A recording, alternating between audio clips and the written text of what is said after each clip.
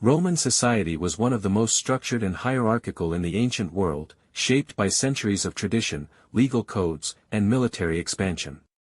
At the top of this system were the patricians, members of the old aristocratic families who claimed descent from the original senators appointed during the time of the Roman kings.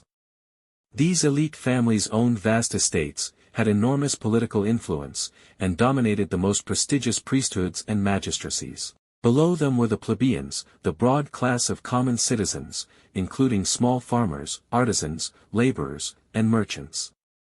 In the early republic, plebeians had limited political rights and were excluded from high office, but through persistent efforts such as the conflict of the orders, a centuries-long struggle for political equality, they gained access to magistracies, religious offices, and even the consulship. This social evolution eventually led to the creation of a new nobility called the nobiles, which included both old patrician families and wealthy plebeians who had risen to prominence. Another key social class was the equites, or equestrian order, originally a military class composed of citizens who could afford to serve as cavalry. Over time, they evolved into a wealthy and influential group often involved in commerce, finance, and imperial administration. Though they did not usually hold top political office, equites played a vital role in the bureaucracy of the late Republic and early Empire. Beneath the free citizens were the freedmen, former slaves who had been manumitted. While they were granted citizenship and could engage in business or accumulate wealth, they were still socially inferior to those born free and were barred from holding high office. Their children, however, were considered full citizens with no legal limitations.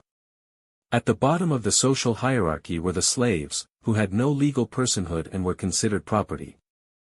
They were acquired through conquest, piracy, trade, or birth, and worked in a wide range of roles, from domestic servants and tutors to agricultural laborers and gladiators. Some skilled slaves could earn or be granted their freedom, especially under masters who valued their service.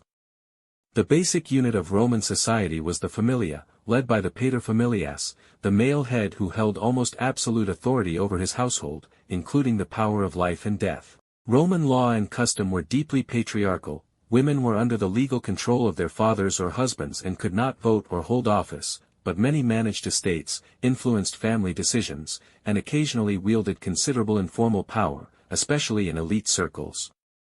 Religion and tradition played a critical role in reinforcing social roles and moral values. Rituals, family cults, and the veneration of ancestors were essential to maintaining status and honor. Social mobility, while difficult, was not impossible, particularly through military achievement, public service, or economic success. Roman citizenship itself was a precious status, conferring legal rights and privileges such as the right to vote, marry legally, own property, and appeal legal decisions.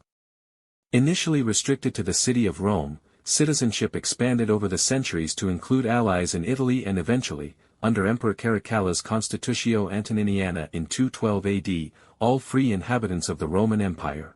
This expansion not only unified the diverse peoples under Roman rule but also reinforced loyalty to the state. In essence, Roman society was rigid yet adaptable, grounded in hierarchy but capable of incorporating new elites, always governed by a powerful blend of legal norms, traditional customs, and civic identity.